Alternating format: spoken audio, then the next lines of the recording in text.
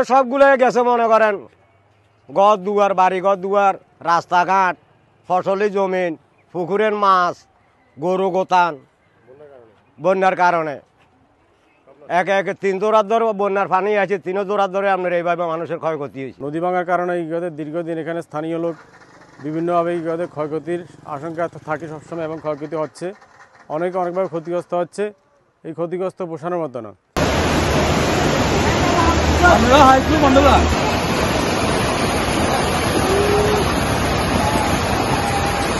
আমরা গাড়ি টাড়ি চালাইতে আসলে বন্যার কারণে আমরা গাড়ি টাড়ি চালাইতে অনেক অসুবিধা হইতেছে।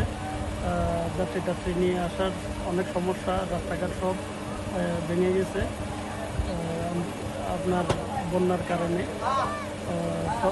সব জায়গায় পানি আর পানি, রাস্তাঘাট দিয়ে যাওয়া খুবই মুশকিল।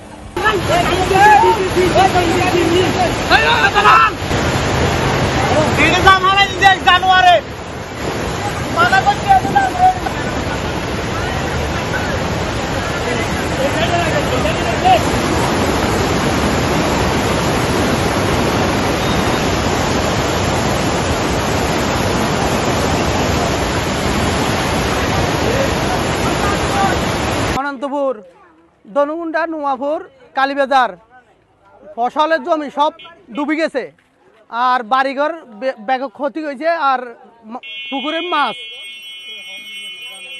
সব ডুবে গেছে। আর সলিয়া সব পানির তলে চলে গেছে গই, রোয়াশা নিয়ে গেছে, মাছও গেছে গই পুকুরের।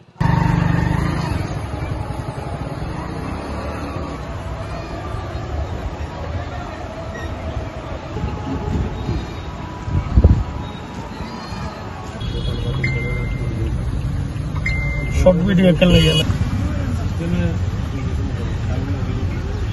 পানি বন্ধ আরো বন্দিছে।